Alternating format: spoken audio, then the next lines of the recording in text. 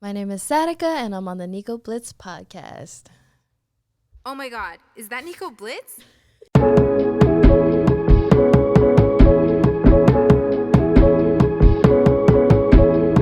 my god, is that Nico Blitz? Nico Blitz podcast, filming like mid-December, so it's cold as hell. We have somebody very familiar to the podcast in the building. Kill a Cambodian. You feel me? I'm not gonna lie. Satica's in the building. Thank you. It's good to be here. I do have a gift for you. Oh, do you? Yes, I do. Let's see you it. just have to hop onto the vibes with me. And Okay. Oh, okay. I'm with it. I'm super with it. We fuzzy hat gang. We fuzzy hat We gang out today. here. By the way, this is totally not planned. I actually told her like, hey, why don't you just pretend gift it to me on the podcast, and we'll just wear it the whole time. But I'm not gonna lie, it's a vibe. It's a vibe. Where'd you get it again? Amazon. Hey, it's lit. Shout out to Amazon. If you're looking for the fuzzy hats, that's the plug. How much these cost? Like $20. That's it? Yeah, For each? For each, $20. And then I have a Cheeto one that I wore on. I did a live stream for Identity Fest, and people kept asking like, "Where'd you get the hat?" It was $10 off of Amazon. Yo, Amazon be hitting the licks. It really does. I'm like, Yeah, I mean, I've just been so accustomed to getting everything on Amazon. Even like literally all the Christmas gifts this year, just Amazon and online shopping. I know it's a good thing because it's convenient, but I also do try my best to like go out into the world, but fuck, it's just so convenient. I don't remember. Am I allowed to swear on here? Oh yeah, you can fucking say whatever you want. I was like Yeah, you can curse. What? Okay, Fuck what did yeah. you? What did you? That's what you really want to say? Fuck yeah. fuck yeah. There we go. No, but you've literally been everywhere. I feel like out of everybody I know, you've been like quarantine just hasn't existed for you. Well, no. The first year, yes, but then the second year, I just like, I think it made me go through such a mental fuckery. Yeah. That after that I was just like, you know what, like I gotta see the world a little bit. Tickets were cheap. I went through like a whole internal awakening, and I realized like small things of the meaning of life, and if I need to fuel my art, I kind of need to see the world a little bit. And I had told myself in 2019 that I wanted to travel more, because when I was younger I was like, okay, music will take me everywhere that I want to go, right? And then when it did, I realized the experience wasn't the same, because when you go for shows, it's like you go and then you come back. You don't really get to like see stuff. Well, you go for work. Yeah, it's work. It's essentially, and if like, for example, like if I were to go on tour, like you stay in one city for like a day, and I'm a very experiential person, and I was like, as I mature, I was like, you know what? I need to make these experiences for myself. So I told myself that in 2019, and then obviously 2020 happened. And prior to that, I hadn't really traveled. Like the only place that I've gone to was Cambodia when I was like 16, and like to see my family, and that was it. So I had like made the move. So like, fuck yeah, I'm gonna get my passport, and I want to like see the world a little bit, and allow myself to do that without feeling guilty. Dude, I totally feel you on that. So, I mean, I told you like prior to this, like my sister had like 2 kids over the pandemic. Yeah. And so I do my best to go back home as much as I can. But since everything DJing wise has been so good for me over quarantine, like I always try to double down. So I'll go back home, I'll get 2 gigs, but then I'll make sure I have some time with my niece and nephew so I can see them grow up. And like, as you were saying, like, I've done gigs where I like travel places and I'm literally just there for the day, and it's like I can't experience the city. It's totally different. Maybe you're there for like an hour or 2 extra, or maybe the night, but even then it's not the same. It's always just rushed. It's super rushed. You're like coming in, you're trying to make your set or your show or whatever that is, and then you're tired as fuck, and then you party just a little bit, and then you go home. But yeah.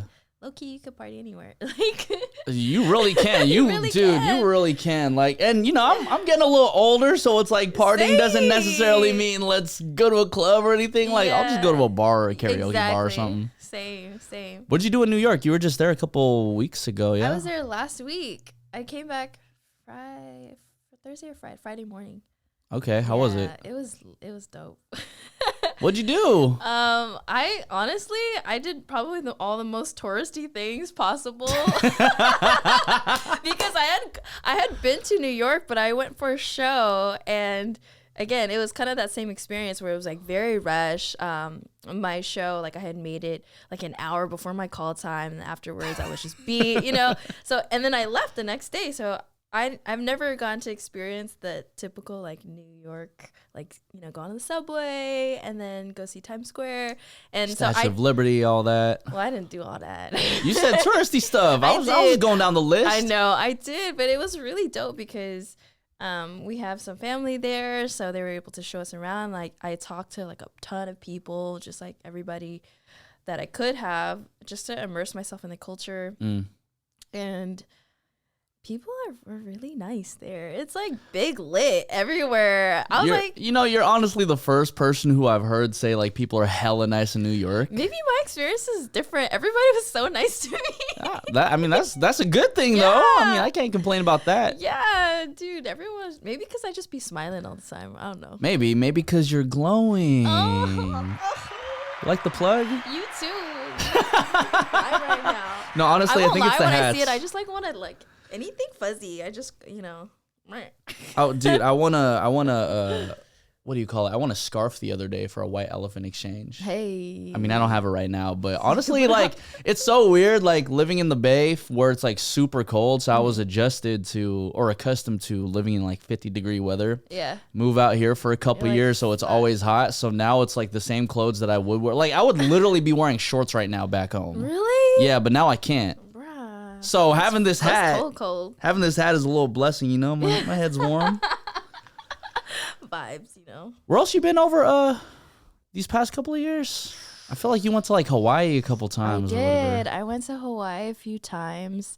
My best friend lives out there, so yeah. I mean, a ton of people went to Hawaii I feel like during quarantine, everybody was like, "Let's just go to Hawaii." Well, the flights were cheap. They were like $200. Yeah, and I got to stay with my homegirl for free. Like she's like literally my best friend, my old roommate, and so I went for like a month, and then would just go back and forth. I think I'm going again. I've been to Austin. Where else have I been? Big Bear. I don't know. Just everywhere. I just go. Actually, I was supposed to go on a backpacking trip to Europe, and I had bought the tickets, and then I got COVID. Oh my God. Yeah. Are you okay though? Yeah. Like internally and all that from? You know what? I had to come to terms with that. My body is just not the same, and it's really strange to experience it firsthand because I was out for a month. Oh my God. Yeah, I was out for a month because I have asthma. So like anything that I have that's like respiratory related, it like knocks me out twice as long. But then I got the Delta, and the Delta one just hit different. Like my nervous system and my body is not the same, and I just have to kind of make peace with that. But yeah, it's crazy. So question, first of all, I'm getting the booster literally right after this. Really? Yeah, just because, my nieces and nephew and all. That's literally always the first thing that comes to mind, right? Yeah. For me. Aw, good uncle. I got to, man. I love seeing these kids smile. But nonetheless, God, where the fuck was I going with that? Like literally it was right here, and then it just shifted. Jesus that's Christ. me on I got it. So, with the Delta variant messing up your respiratory system, how does that affect your singing? Well, asthma, I've always dealt with asthma almost my entire adult life, and it's just something that I've dealt with. Unfortunately, anytime I get sick twice as long, but I just kind of, I just power through it. Like I've done so many demos where I was sick, and this was pre-COVID, so I feel like now people have a different demeanor when it comes to being sick. They're a lot more empathetic. Like if you have a cough or if you have like a runny nose, like now people are like, oh, just stay home. But prior to that, people would be like, just boss the fuck up. You know what I mean? Yeah, dude. Like, it's really weird how that like mindset kind of switched. So then, even though I was sick, I would just boss up and I would just sing.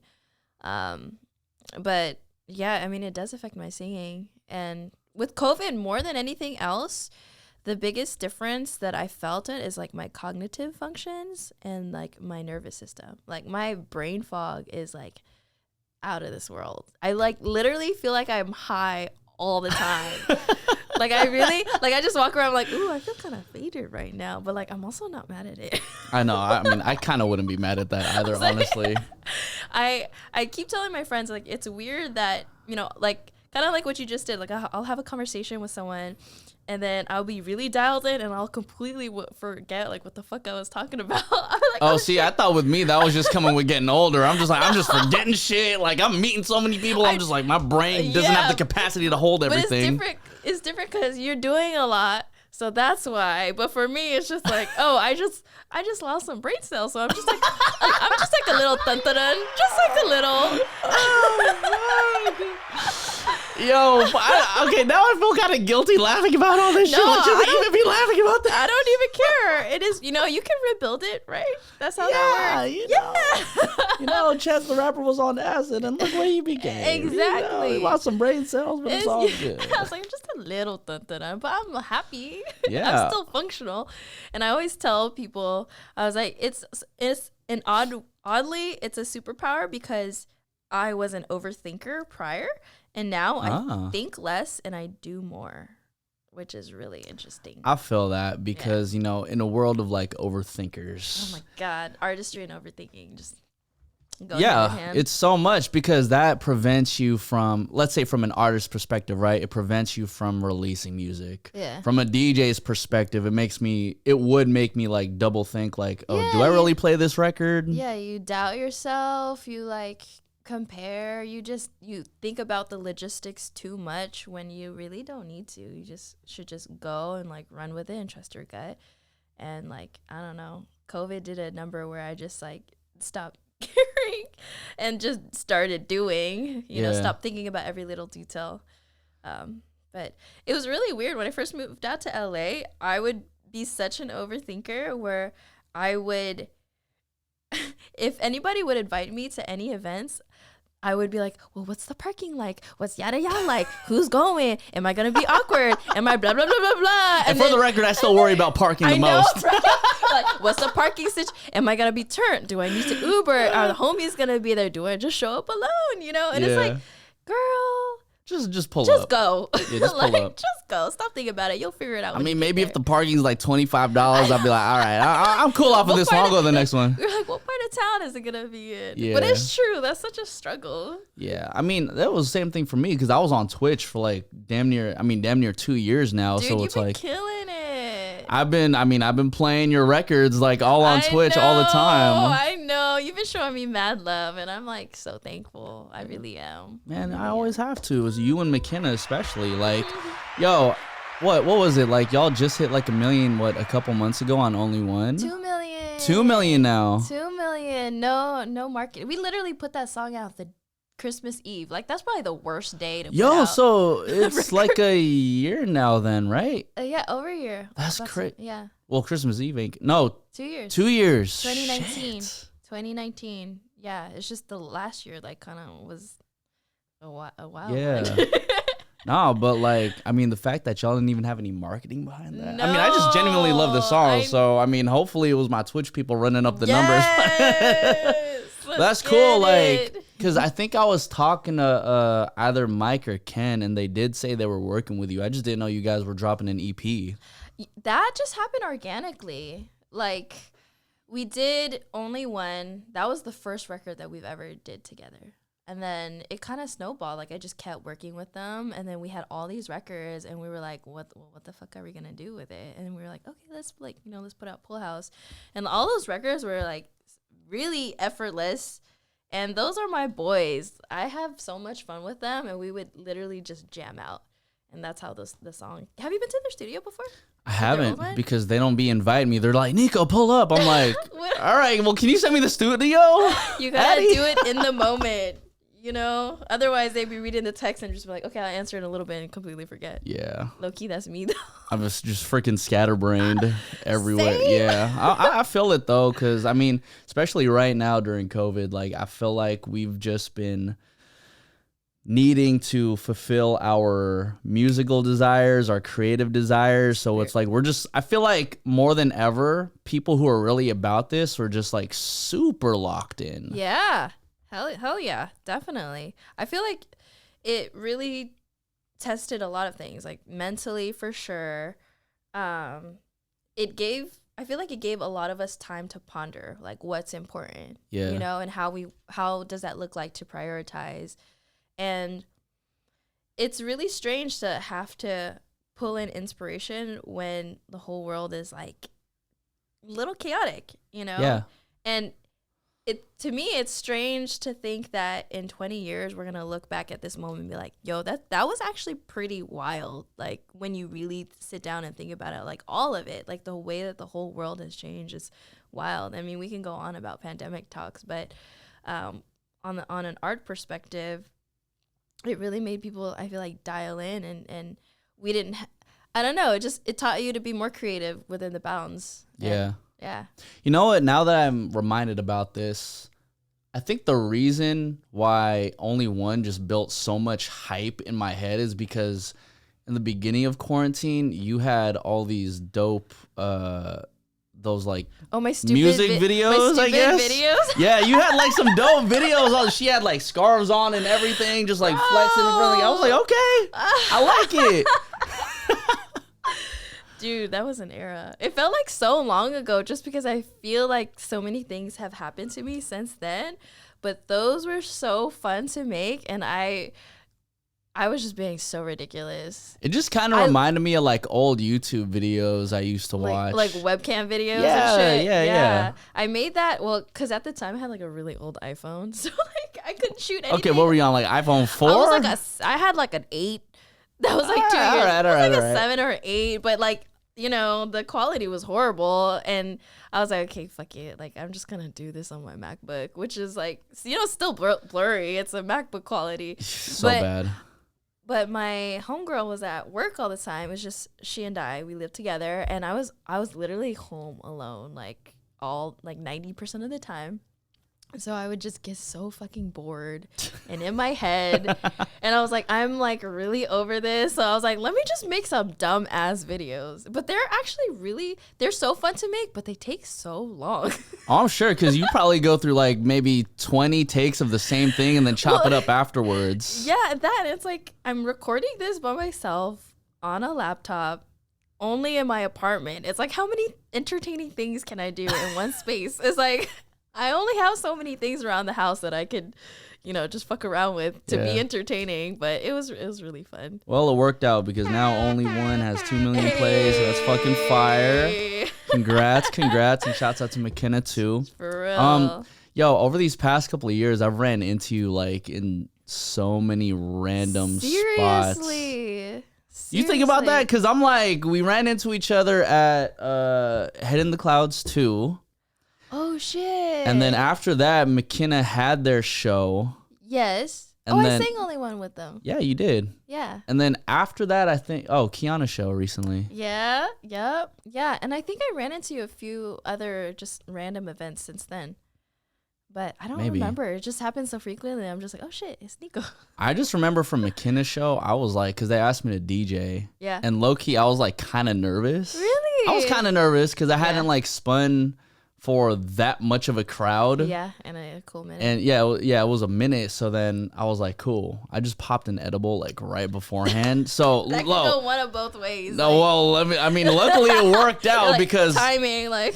No, I shit you not. Like, I don't know if it was the edible or if it was just the atmosphere, but then my laptop, it like kind of froze as I was DJing. No. Yeah, so like I could see the audio waves, but it wasn't moving, but I could hear them, and I was like, okay, it's still in sync, so I kind of have to like make sure I'm really listening to make sure it works. Like, really count. Yeah. Count in. Sheesh, how'd you play that off then? Did it unfreeze or? No, I just made sure like the audio kind of just like you're just like.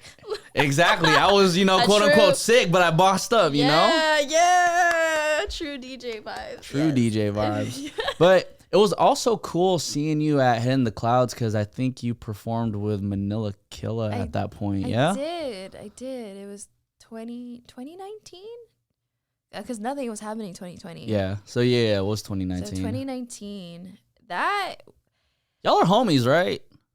so we're distant homies. Like I don't have his number. Like I'm not gonna text him, but if I DM'd him, he'd probably answer me. Oh, okay. Hey man, look, shouts out to Vanilla Killer. But yeah, like how'd that happen? The whole collab in general, or just like me performing there? Yeah, you performing there. I'm really tight with that whole collective, which is Moving Castle, which is, I released all of my early records with them. Like, ooh, yeah, okay. my first EP, which is Drippin', and then my second one as well. So we're all really tight. It's just he always lived in the East Coast, so I wasn't as tight with him. But he would bring me on. Like I've played at there's a theater in the Bay that's like really big that I don't remember what it's called. So many. Anyway. But anyways, I would just come up with him and just perform. Like we did the Fonda, we did, places in the Bay and Roxy and like just random shit. And so he got accustomed of like me just, being down. And it was really cool because when I first started doing that song with him, like I was so new to performing with a backtrack. Prior to that, I had always like played the guitar, the keys or whatever. So I had to get used to playing or like singing to an EDM song. And so I was really nervous. And then the more that I did it, I was able to just like read the crowd. So every single time that like I performed with him, it has been such a fucking blast. Just got better and better every time. And I thought over here that was just like the first time you performed with him. I was like, oh, this is working like flawlessly. Like this is lit. No, I've done a few runs with him. That was actually one of my last runs, but those are always like the most fun because like I think in DJ sets, it's really dope coming in as a guest. Because they're just happy to, like, switch it up a little bit. Like, oh, shit, someone new, someone singing. Yeah, because, like, most DJs, this is generally speaking, most DJs don't talk on the mic. So it's, like, always constantly playing music. So when you get somebody like yourself on stage, it's like, oh, okay, this is new. It just switches it up. It switches up the vibe. So, like, everybody's just excited that I'm up there. So it releases the pressure of, like, a lot of things that I would normally get nervous or, be worried about. And low-key, I just be up there dancing. Yeah, man, it was lit. Was that your first festival? Is that my first festival? I don't think Major so. Festival? Yeah, maybe. Yeah. I didn't even really think about it. I guess I haven't really pondered it that much. It was just like, because it's not really mine, I'm just up there as a guest. Yeah. But yeah. Well, I think hopefully next year we can have you have like your own set. Yo, that would be because the Head in the Clouds is fucking going crazy every year. Yo, it's so crazy to see the trajectory and then also how much it's already grown.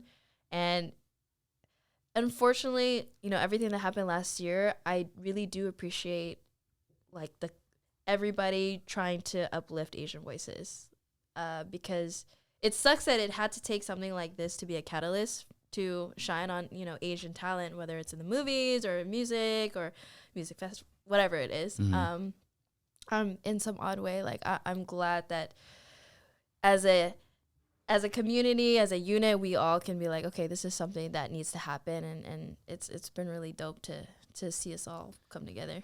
Oddly enough, like with Head in the Clouds and also, as of this past year, the Stop AAPI Hate, now that you're talking about it, it's odd enough to say that like even Stop AAPI Hate brought us all together because, that affects the Filipinos, the Cambodians, Chinese, Vietnamese, like literally everybody. Everyone.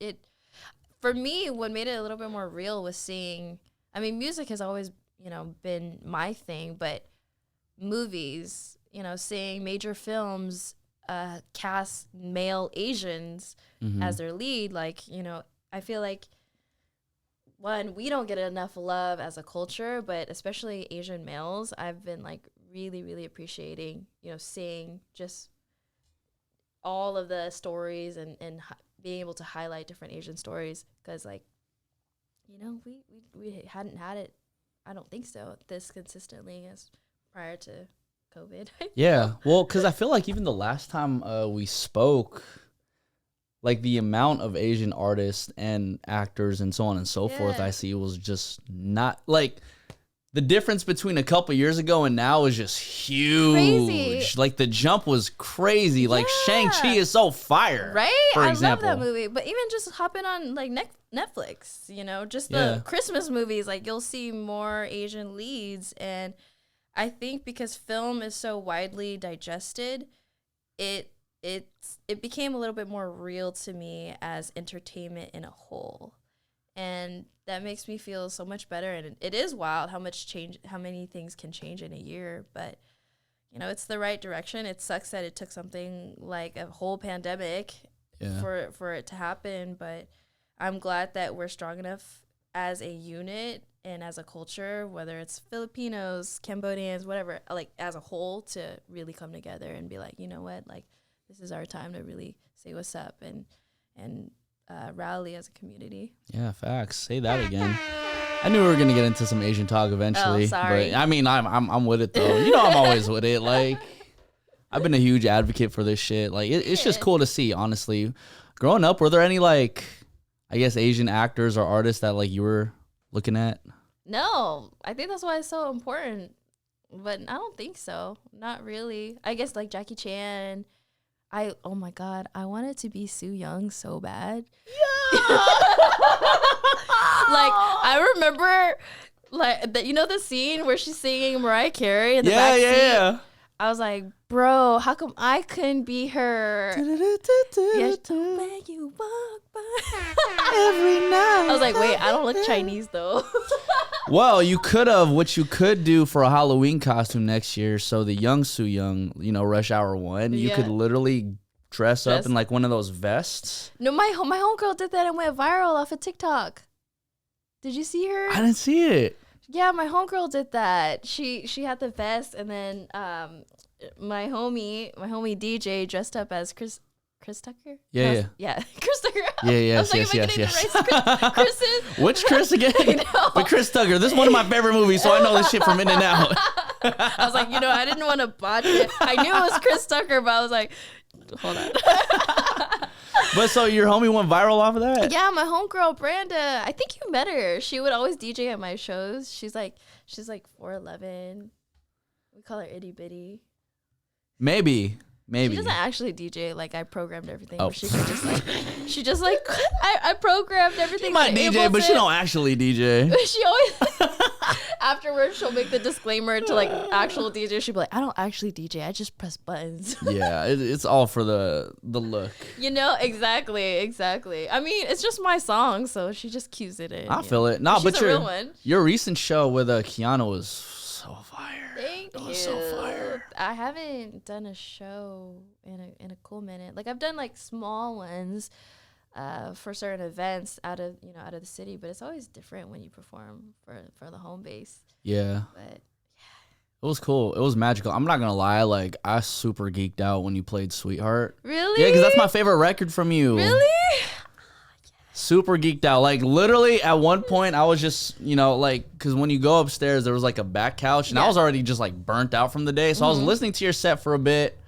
Mind you, I was already watching you and then I was like, cool, let me just take a little break. I'm not telling you like, oh, like I was just bored on the couch. Nah, but so I was on the couch and then as soon as I heard the drums play, I'm like, I'm back. Come on, let's do it. Yes, we out here. Yes. I'm surprised people like that song. I thought it was like gonna be a little bit too, you know, like tongue-in-cheek, but I was like, fuck it, I really like it, you know? I especially like that little part where you're talking about like, you call me crazy, no me crazy. I was like, oh, this is new. Oh, the little switch up. Yeah Honestly, You're Glowing is probably my favorite project that I put out. I would say that. Yeah, for me personally, but that's like my journey as a writer and as an artist. But obviously people still love like the OG records, like Honey Whiskey and all that. Yeah, dude, Honey Whiskey is the gift that keeps on giving. But it's crazy because I put that shit out in 2017 and I made it in 2016 and it's 2021 and people are like still moving. Oh my god, Honey Whiskey, you know. So are you still the Honey Whiskey girl or do you think you've like? Nah, bro, I'm the Tequila Fairy. The Tequila Fairy. Where did that even come from? What? What? I'm the Tequila Fairy for sure. Yeah, I don't know. I just matured. I don't like hangovers anymore. I feel I'm it. getting old. I look mad young, but I was thinking about it. I was going through my archives. I was like, shit, I've been doing this shit for like 10 years. 10 years? 10 years. Let's see. I've been writing amateur music since YouTube days, 13. Started taking it more seriously when I was 18. So I'm about to be 29 in April. And yeah, 10 years. 93 babies. 93. Let's Wait, go. We're born the same year, right? Yeah. Year of the cock. Hey. For everybody in the Chinese. Yeah. The rooster. I'm being serious. No, like me, Twee and all them, we literally just went to like a pho restaurant yesterday and they had like a little Chinese zodiac thing on the. You're like.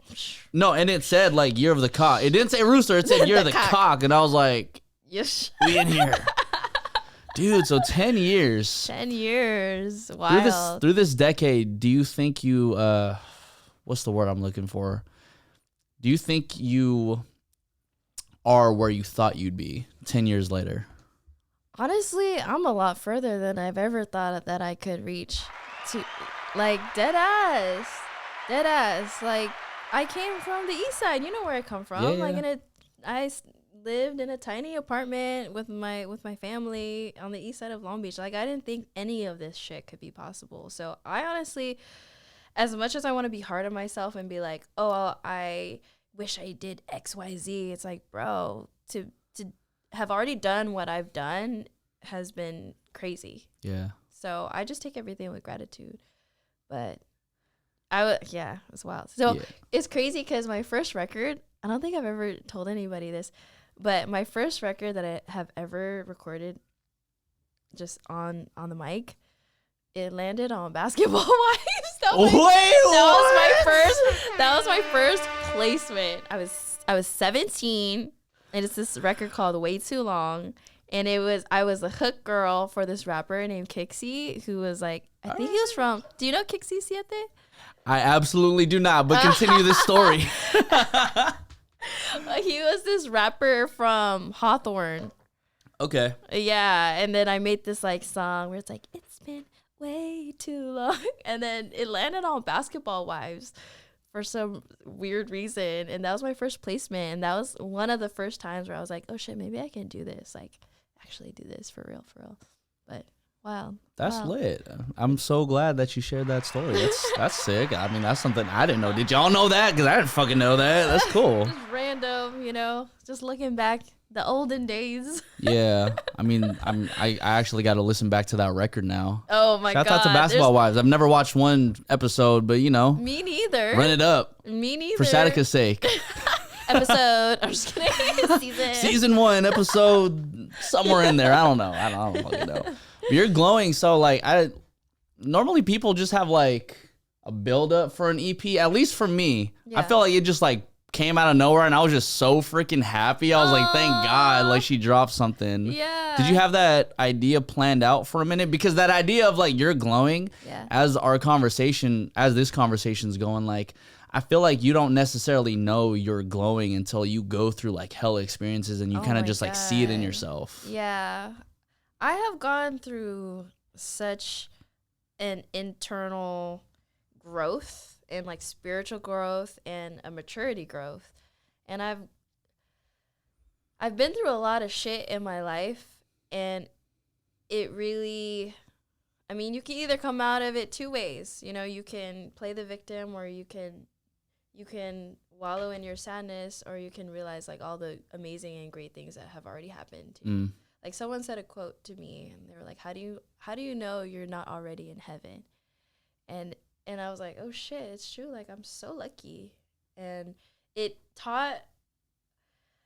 there was a moment in time where I feel like everything I thought I could control wasn't in my control. And outside things weren't necessarily treating me the way that, I felt like I should have been treated.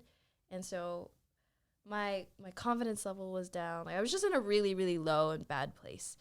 And it took me a while to get out of it, but when I finally got out of it, it was a moment of triumph. And then I realized, like, so many blessings that I've already have experienced. And then it taught me, I don't know. It just manifested itself through song. And obviously for every record in that EP, they don't all have the same narrative, but it took a lot of self-awareness and a lot of recognizing both the good sides of me and then also the, you know, the toxic sides of me and the not so pretty sides of me. So I really had to humble myself and look at myself in the mirror. And there's so many internal battles that comes with being an artist and putting yourself out there and putting yourself on display constantly and outside pressures or whatever. And that's only one facet of my life. You know, we all have so many different layers of what we go through, whether it's family, whether it's, you know, career, whether it's like, there's just so much shit. And I guess that's me being at a time where I was willing to face it and then just writing it and expressing myself and taking some time to just, I guess, be grateful. If there's anything the last year has taught me is be grateful. I don't know how many times I could say blessings and grateful in this interview. Nah, man, run it up. Yeah, but it's true though. Like I have been humbled many times by this point. And when I was younger, I thought that I had life wrapped around my finger. You know, and it takes life to be like, bitch, no, you don't. Bitch, you thought, and you're like, oh, fuck. Yeah, but you know, I feel like we go through these stages where, because even right now, I just feel like I do have life wrapped around my finger. Yeah. But I know with every time this comes, like it's bound to let go eventually, and you kind of have to just like restart the process. Exactly, and I think you understand how to ride the waves. You know, yeah. And then it was such a drastic change. Like when I moved out to LA a few years ago, like I had switched up everything in my life. You know, I was in a really long-term relationship. I don't know if I already talked about this in the last interview, but I was in a really long-term relationship, got out of it, you know, switched up my whole reality, had to learn like a lot of things the hard way and just normal life things. And it was tough for me because when your mind is so scattered on so many things, it's like, how does that reflect in your art, you know? And at a time I felt like I was like, ugh, like, you know, when there's a door and you have like a billion people trying to go through them, that's what I felt like it was just like kind of stuck. And, and people always talk about the surface level shit of the artist side, but like there's so many internal battles I feel that we don't talk about. And like what? Should. Oh man, you already know. Hey, come on, man. I don't know. Let them know. I need them to know what the fuck is going on here. I mean, everything like comparing numbers, like, you know, feeling that self-doubt, the self-sabotage, like to be successful in this industry you got to be bold. You got to be bold and you have to have a thick skin. And like, not only that, like the pressures that you put on yourself. And then I feel the need to not like want to disappoint the people that have worked hard around me. Yeah, right. Same. I honestly think that's like the biggest one because I've had talks with myself so much over this past like year or two, saying like, you know, always trying to reconfigure like why exactly am I doing everything that I do, right? Yeah, so when my sister had my niece, her firstborn, as soon as that happened, I said, you know what? I think because I've never got this experience where like I've had older cousins or older people in my family like take me to concerts, and especially like, you know, like doing backstage type of shit, right? So I told myself like, you know what, like one of my goals in life is to make sure I bring my niece and my nephew to like their favorite artists at the time and be like, yo, like come here, you're gonna meet them, you're gonna do all this shit, you're gonna get like the full-time experience, but that comes with working hella hard right now so that opportunity comes later. Yeah. Dang, look at you being unks. What do they call you? I mean, in Tagalog, it's Tito, but I said, nah, like, I'm cool with that. Just Uncle Nico. Uncle Nico. Yeah, that's Uncle Nico, cute. You know? I gotta be Uncle of the Year eventually. Hey, I'm a niece to, like, so many kids. I'm a niece. I'm an aunt. That was the COVID brain. You feel me? The COVID brain. Stay safe, y'all. Don't stay dangerous. Stay safe. wear a mask. But you always be hanging out with, I think, your nieces too. You be skateboarding all the time on the beach. Yeah, I skateboard. My niece right now, one of my nieces. She's 12, and she's the only niece that lives here. So low key, she let me dress her up and shit, and it's like mad cute. Okay, like that's what's up. Like we'll wear matching hats. Like I'll put her in like Carhartt overalls, but low key she be still in my clothes and shit. Yeah, well, I mean, she's just taking from you. If you're the one styling her, naturally she's gonna take your clothes. I'm like, dang, nothing's mine anymore. That's freaking, oh my God. Well, shouts out to the generation coming after us, because I always feel like it's important to just, I mean, even if we don't talk about like Asian shit all day, every day, like it's just cool to see people like yourself just doing the damn thing. Yeah. You know? Yeah. It's crazy to see what I'm doing affecting the next generation, because there's a term for it, but there's always a moment in your childhood and all of us in all of our childhoods where like someone would say one thing and it could affect your whole life. Yeah, it can be like super. A teacher, super small, like random, super small. And if I could do that for them, like I would feel so fulfilled, because I know I've had that in my life. Mine was from a teacher though. Oh, yeah. Do you remember what they said? I do. I was in 6th grade. Miss McGolden, shout out to her. Shout out Miss McGolden. It was an AVID class, which is like a college prep class, and she said, if you really want to make it in music, be a songwriter. And I was 11, and so that's why I started songwriting. And actually, like, when it comes to the entire process of making music, songwriting is my favorite part. Yeah. So I thought singing was my thing. But in reality, now that I'm older and like I understand myself more, it's songwriting. So yeah, it was, the small things. So ever since then, I was like, oh shit. Then I started writing songs on the guitar and like being all emo and shit.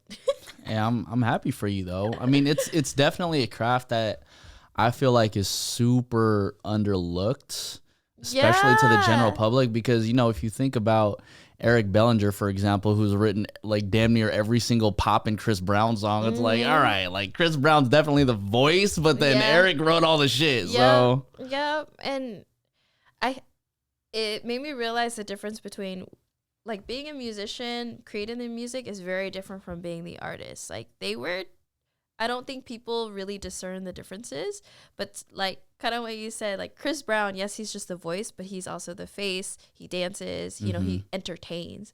But the songwriting part is obviously equally as important. And sometimes we don't get love from the industry or from the public, and it really sucks.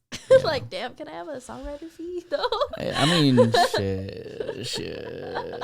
I mean, nah. But yeah, shouts out to all the songwriters out there, especially you. Like, you make songs that people sing and people put on TikTok and people want to make viral out of it. So, that's lit. Yeah, I'm thankful. So, are you going to have like a You're Glowing tour soon or what? Right now, I'm mostly just songwriting. I would love to have a tour, but Tour with Kiana. I know she wants to. She's like, let's go on a tour. Let's go on a tour. But the industry has changed so much just from obviously the pandemic. Mm-hmm. And so I think a lot of us are still navigating, how we want the space to look like, especially in person, because we just don't know what's going to happen. But I would love to, honestly. I would really, really love to. But we'll see.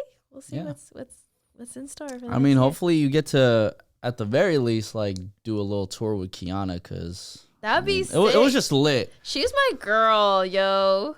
Like, I always forget that she's popping. She is. Man, look.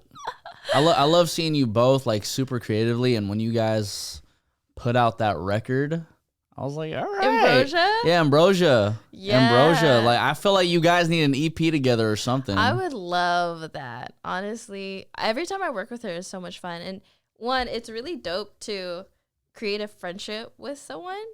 And the moment that we met, we just like kind of bonded. And it's crazy because we're from two totally different places, but to still have so many similarities and to have that connection with someone is really special. I was like, oh shit. So after our first session, it was just such a fucking blast.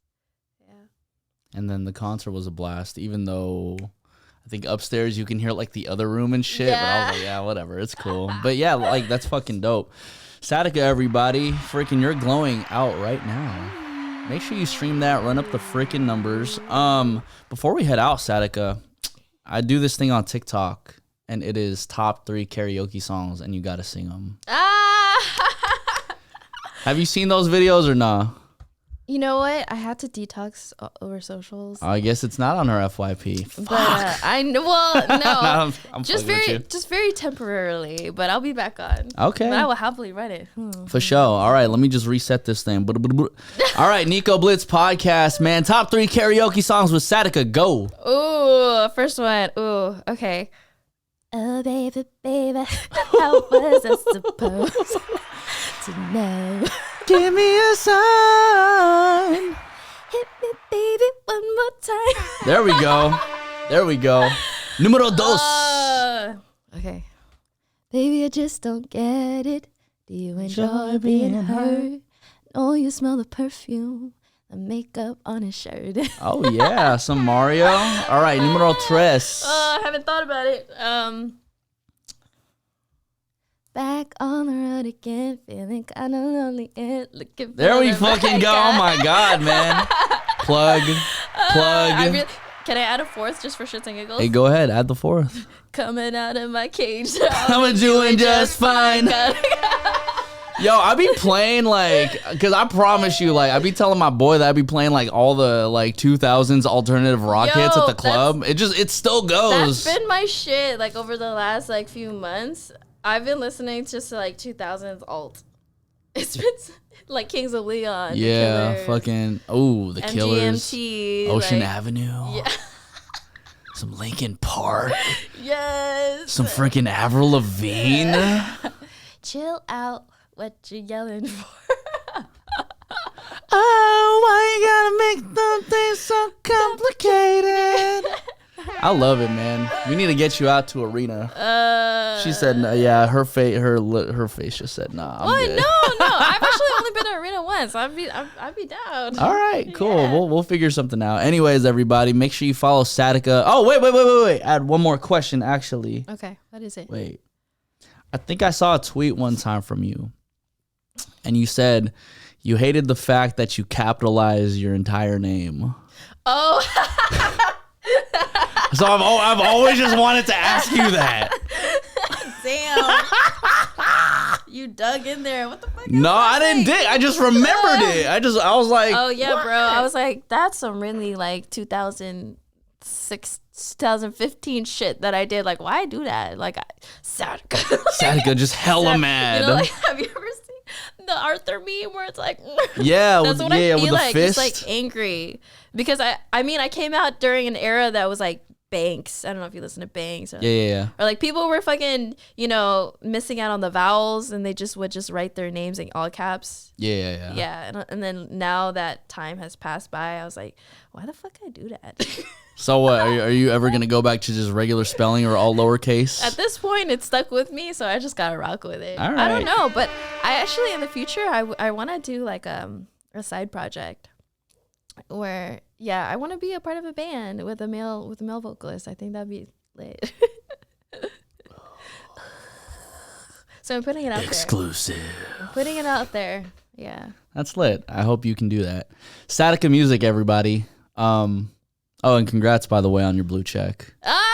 Thank you. Sorry, like literally now everything, every minute thing that I just remembered is just like coming out at the end now. But congrats, I'm happy for you, and truthfully, to see your growth over these past couple of years and just to understand the trajectory of your career, like I'm so happy for you, and I just want to continue to see you do more. Thank you. It's been every journey is a long journey, but it really has been a long journey, and it sucks to say that something as small as a blue check means a lot, but it really does.